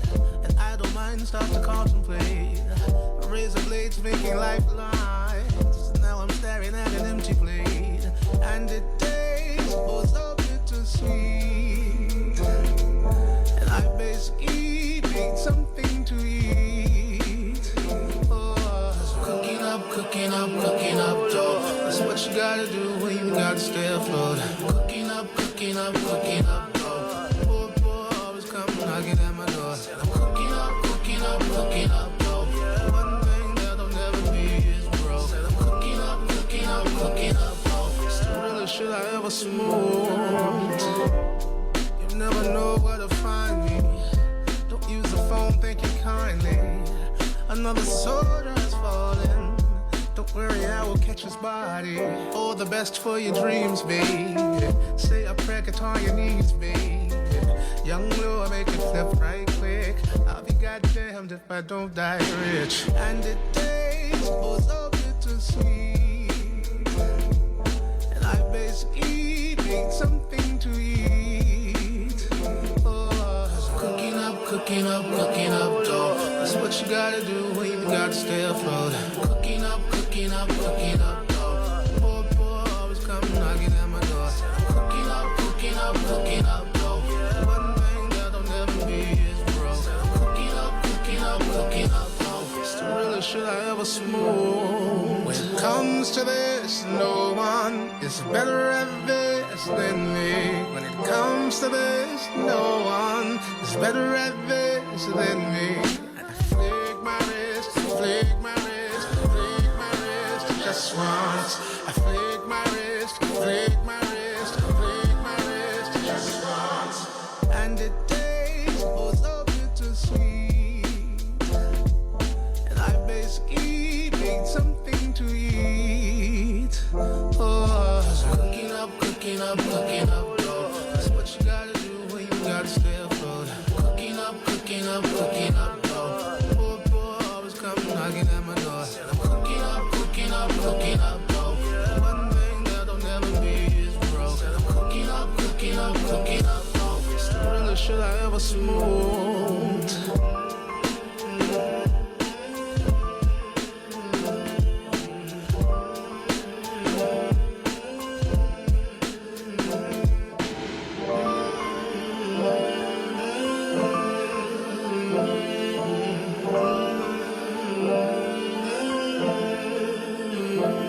You're listening to the All Out Show with you. And now, it's time for News from the Chin with John C. Matthews. I have a helpful list here of ways to get someone at a bar to notice you. This is put together by this Elite Daily website. Number one on this list. Order the fucking bottle service, and then they march through the fucking club with sparklers and shit. What a hoax that is. I know, dude. Order a $500 bottle of Grey Goose with sparklers. That's just embarrassing. That's when club shit went downhill, man. Like I was at the very end of that shit. It was like you just had to be cool or fucking dressed kind of swaggy or some shit, look swagged out or have some bad chicks with you to get in. And then it was like, oh, You want to buy a table? Then any fucking dickbag with money could get in. And it just fucking turned it corny as hell. Corny as shit. All right, what is All right, so high on this list, make eye contact. Gotta. I can't do that. I'll be scaring them women. What? Look at me. They're scary. You don't stare deep into their eyes. I got dead eyes. Right. You don't really have a problem with eye contact. You're not dark. I'll make eye contact. I'll be like, what's up? Yeah. Yeah. You know me. I'll be out there. I'm a 70s baby. I know how to fucking behave in public. And of course, this is one is obvious. Put down your phone. You gotta be available. Yeah, you gotta be available. If you're with some people, step away from your squad. There you go. Yes. You don't like laugh. Ha ha ha. Look how much fun we're having over here. Us three guys in this circle. Come and check that out, lady. This one I do not agree with. What's that? Send them a note with a drink. A flirty note through the bartender. I don't know about all that. False. No. Don't do that. Right? Send them a note with the drink. That seems like a really bad idea. With a yes, circle yes. Sir, I like you. Do you like me? Circle yes here, circle no there. You might be able to get away with it if you did some real fucking, if you OD'd on them like that. Boy, this makes me uncomfortable just reading it. What is the other one? All right, approach them yourself, of course. Don't be afraid to do that. No, don't be scared of that. No, no, no. Say something authentic. Don't use a cheesy line. Pickup lines are rarely, if ever, used in a way that sounds natural. Who's using a pickup line? I don't know. I don't even know what a pickup line is anymore. It depends on where you're at. My neighborhood with all those fucking... I'm where all the old hipsters live. I just be like, psh, fucking plastic straws, am I right? Fuck them. That's not a pickup line. God. If I can save just one turtle. Did you pick that plastic shit for me? Because you know I was about to go to fucking... Did you pick that article? You didn't. Got it somewhere. You know how much I fucking hate fucking recycling. There's an article I wanted to pick. Oh, it's coming down the pike. You know me too well, John. Are you French because Eiffel for you? What? I fall for you. Oh. Eiffel Tower. Are you French because I fall for you? Oh, these are terrible. That's what they say to use or don't use? No, I'm just looking at... Good thing we talked about this instead of me get to shit on everybody that recycles. Recycling isn't terrible. You put it there and then so that if I found it, I wouldn't cuss you out, but then you won't read it. If we really want to talk about what's going on, there's a huge list. I made a judgment call. Turns out this may have been incorrect. Poor judgment. All right, fine. That's why you're number 2. Well, I'm in the top 5. I'll take it for now. There's 5 of us here, John. That's it. Fine. All right, what else? All right. So to combat teen vaping, the school in Nebraska, they're testing students for nicotine at this point. It's a private school or a public school? The public school, the Nebraska School District. That's an invasion of privacy, is it? Well, they're saying because they're testing kids who wish to participate in extracurricular activities, and then if you're playing sports, you're on some sort of club or something like that, then they'll give you random drug tests for nicotine. It's weird, man. Are they allowed to do that? Yes. That sounds like some Big Brother shit, dude. Like, all right, yo, fucking, you want to go to a private school? These are our rules. Fucking, we do random drug tests here at this private school that we have set up privately. But like, this is public. Well, I guess a lot of kids are vaping, and they're calling it an epidemic. So everyone's... I don't care. 4.9 million American youths were considered current users of tobacco last year. 4.9. Don't give a fuck. It's like, think of the children. What about the kids? Let's fucking violate their rights. I don't know, and like, I'm not like a constitutional lawyer or anything. It just seems a bit like of infringing on one's rights. I gotta fucking drop piss to fucking participate in a publicly funded school event. Or even the National Honor Society. They're gonna. Yo, if I'm smashing on grades, dog, what the fuck do you care? And like, why don't they test for fucking Adderall? Oh, I forgot. Because pharmacy fucking owns everything. Have you ever been drug tested for anything?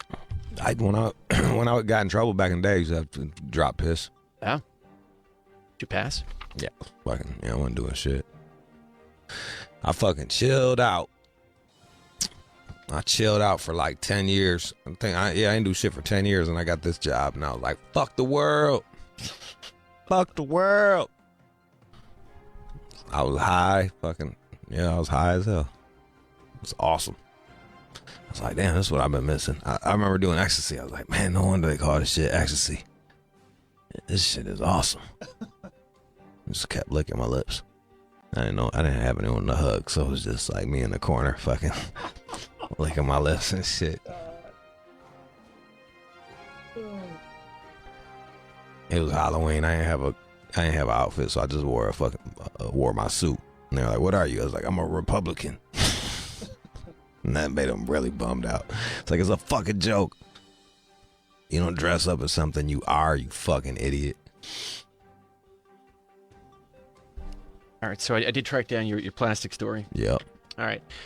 According to some recent studies, the plastic that we try to recycle is actually horrible for the environment. Thank you. Yeah. What goes on is when you drop it into the little blue bin outside the studio here, it most likely makes its way around the world where it can pose a health and security risk to developing countries. So we just dump it somewhere else. That's my whole fucking point. All this shit is money-making schemes and stuff so that you can feel better about your life choices. That's a fucking straight-up money-making scheme. Like, oh, fucking, you gotta recycle the plastic. I don't recycle that shit. And then they got a separate big-ass truck that drives around and picks up that shit. The carbon emissions. For all my fucking, what is it? They don't even call it, what is it, when the earth heats up? Global warming? Yeah. They don't call it global warming no more. They call it climate change. Climate change, sorry.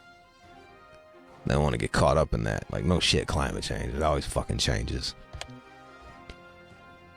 Very skeptical man. I am, because it's a fucking scam. It's bullshit. And all my family participates in it. Because they're a bunch of fucking hippies. And like, oh, look at me, I'm recycling. I'm like, all right, who the fuck cares? So that plastic cup in your hand, you're enjoying your cup of water. What are you going to do with it? I'm going to throw it in the fucking trash. Oh, dick. Oh. Just put it in the so bin. it can't go on a fucking boat ride around the world to goddamn fucking Vietnam. Bangladesh, Laos. And fucking dumped over there for no goddamn reason. I'll put it in the blue bin for you. I don't want... Even after this shit, the fact that even after this shit, you're still on the recycling train. I'm just trained. They got you. I know. Of course, you're a pet. You're a pet. You're the system's pet. Are you being serious? You're going to throw that in the trash? Yeah, I'm going to throw it. What do you want me to do? What do you want me to do? Take it home with me and maybe reuse it 20 more times? I'm going to throw it in the fucking trash, John. You rinse it out tomorrow? Yeah, sure. I'll rinse it out tomorrow. Like, and look, this is like, I be reusing all my... Like, yesterday, I finished some yogurt and threw out the fucking thing, and I'm like, and it felt weird. Because that's my Tupperware yogurt containers. I just got too many motherfucking yogurt containers right now. So I was like, all right, I'm going to have 50 fucking yogurt containers to put leftovers in. You know, I like fucking threw it out and it felt weird. I reuse my shit. Paper bags I reuse as trash bags to put my plastic in. Yeah, I don't recycle. Fuck that shit. Right. It's a fucking scam. It's a scam. Oh, one day they'll figure it out. Maybe. You're getting scammed. We're paying all that. These guys. It's like the fucking mob. We're paying these guys all this fucking money. Or what? so you can sleep at night.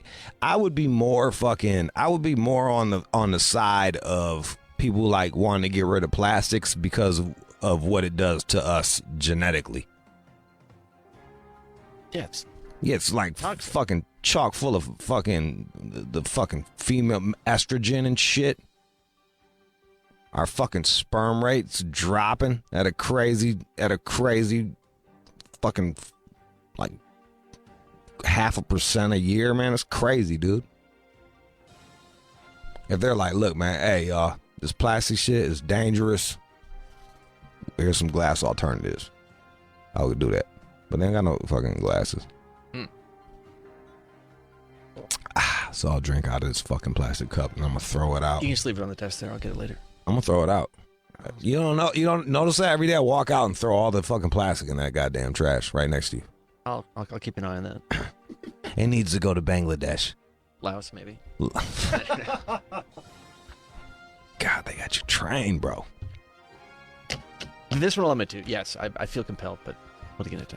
I just like so many women I date out here like this. It just drives me fucking nuts. She's like, oh, I brought my own bag. And she starts bagging the groceries. There's a bagger right there. I'm like, let the fucking dude do his job. Like, just sit back. She's like, you didn't bring a bag? I'm like, no, I didn't bring a fucking bag. I'm gonna buy a bag for $10. Then I'm gonna put my trash in that bag and get rid of it. And all you Trader Joe's motherfuckers can't say shit to me because everything is plastic wrapped in that bitch. It's all plastic containers. All right, man, I'm done going off on plastic. I told y'all, they make money off of poverty. They make money off of fucking the environment. All this shit is money making schemes, man. It does seem kind of weird that this just winds up in Ethiopia, and that's our trash can. That just seems weird. That's not right. I'm not for it. I'm not for it. Shit. There's a study out, a survey really, that found that more Americans than ever think that the dad bod is attractive, even sexy. I feel like, did we go over this already or no? Yeah? Or maybe I just saw it. The dad bod. You know what it is? You don't have a dad bod. Yeah, I got a dad bod. I'm a dad. I'm 40s. Yeah, but I mean, you don't have a gut. I got a stomach. Yeah. Really? Yeah. All right. I think chicks like dad bods just because that's what they're used to now. Like, dudes just aren't in shape. And like an in shape fella, there's a lot of baggage that comes along with that. You guys at the gym all the fucking time. That dad bod symbolizes like, hey, I got time for you because I'm clearly not working out. And you also have some sort of self-confidence because you're not ashamed of looking a bit slovenly. It's easy to have self-confidence now where everybody's a fucking fat ass here in America. And dad bod is now like the new skinny. But 20 years ago, that body wasn't fucking banging. No chicks are signing up for that. They just like it because that's all there is. You're stuck with it. It's described here as, I go to the gym occasionally, but I also drink heavily on the weekends and enjoy eating 8 slices of pizza. That's the dad bod. Yeah. Got a bit of the old man strength in you, but fucking kind of rough around the edges. Got a bit of a gut. Yeah. I got the dad bod. I don't see it, but... A slimmer dad bod? Yeah, probably. A slender dad bod. Chris, are you rocking the dad bod? What do you think? No, a little bit. I mean, I have a little bit of a gut, but that's just because I work, not because I have a kid. You don't have the dad bod. No, I've... You got the meth bod. I do. I gotta go to the gym again. I do, man. I gotta go to the gym again. When was the last time you were at the fucking gym? Before you Who knew was me? president? Yeah, thanks. Clinton. Fucking. Got some sneakers by the desk. Go out running later. Got sneakers. Throw on my sneakers. Gonna go run home. All right, what else? Young women who watch a lot of porn are less likely to enjoy sex. Really? Why do they say that? Well, because then they think about it during sex, and then they're insecure, and they suffer reduced enjoyment of intimate moments. Because, again, they just sort of look at this idea. I mean, it's kind of like me when I look at too much porn. You just get, like, obsessed with this ideal, and then you get kind of turned around a little bit. Yeah, but ladies, just so you know, I've been on a porn thing, and I've seen real-life porn women, and, like, they just look like regular chicks for the most part. I've learned that since working here. Yeah, porn chicks, just like, they look like regular chicks. They have figured out, it's like strippers. They figured out, like, used to go, I haven't been to a black strip club in a minute, but, like, you go to the black strip clubs, and they have, like, little fucking shoelace type things tied right under their ass, you know what I mean, between the ass and thighs, to fucking poke that booty up a little bit. Like, it's all these little tricks that they do on the shoots. Yeah, and since hanging around with you, seeing a porn lady with makeup and without makeup it's like a different person almost. Yeah, man, like, ladies, don't worry about that shit. Enjoy your porn. You don't have to worry about measuring up to a fucking porn chick. I've had good sex with porn chicks. I've had bad sex with porn chicks. So they're just fucking. The only thing they do is fuck on camera. That's the only thing that makes them. Which I'm not detracting, because we got a lot of porn chick listeners. Yeah. But, like, I need y'all, good people. All y'all fucking civilian ladies, like, just calm down. Quit trying to compare yourself to that shit. And now, while they found no direct link between women watching porn and feeling insecure during sex, they did discover this direct link between thinking about porn during sex and insecurity. So if you're really wound up with the porn thing and you're thinking about it during sex, you might want to slow down a little bit. What if she just said, I would be like, what kind of porn are you watching? So then I'd be like, okay, you're kind of into that right now. So, like, let's play a game. I'd be like, let's play a game. Let's do that shit. And if it's some shit you can't do, just talk about it in her ear. Just be like, yeah, blah, blah, blah. What the fuck she's into. Yeah, I'm your stepbrother. Mom and Dad went to the grocery store. I'm your stepbrother. I don't know why that shit is so fucking popular, dude. Like, I don't like watching that one, man. It's fucking weird, man. I think when I first saw something like that, I was like, oh, that's kind of hot. But now it's overwhelming. Yeah, whenever I see that, I'm like, skip. I see a badass chick, and she's like, fucks your brother or stepbrother. I'm like, man, I don't think about that. Hey, Mom, let's have sex. Yeah, dude, that shit's fucking weird, man. This shit's fucking weird. I think, yeah, ladies, take the opportunity to talk to your man about what you like to watch in porn.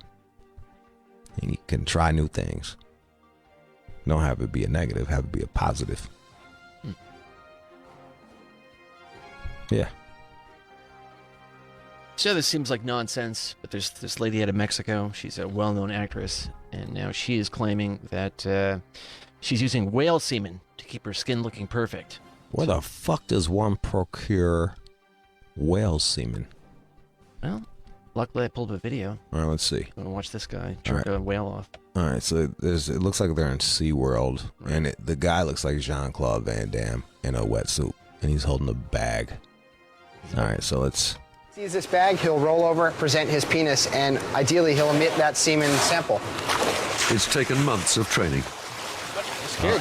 We've trained him pretty well to just sit here with us, but there's certainly when he starts thrusting his tail flukes, it is very difficult to hold on. Look at that penis. This semen collection is part of crucial research into understanding the reproductive systems of some of the biggest creatures in the sea. Did my man have to say no homo while he was doing that shit? That's a lot of penis. You know what a dork is? It's a whale dick. Is it really? Yeah. How do you even know that? I'm fucking chock full of useless information. I don't know if you've noticed that. Huh. Okay. What are you looking up? What does it say? A whale cock dork? Yeah. Okay. That's where dork came from. Who even thought of that?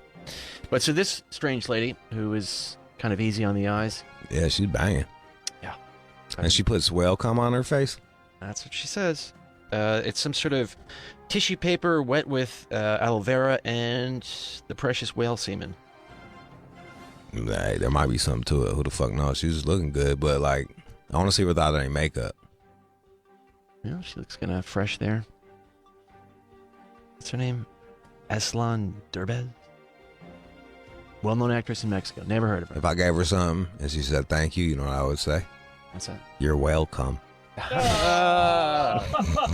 at you. Just when you thought you were rid of Page Kennedy, I said one of his rap lyrics. No. You're welcome. Hey, she's banging though. Yeah. And my man got no problem kissing her all over her face. There was like a few fucking cheek kisses.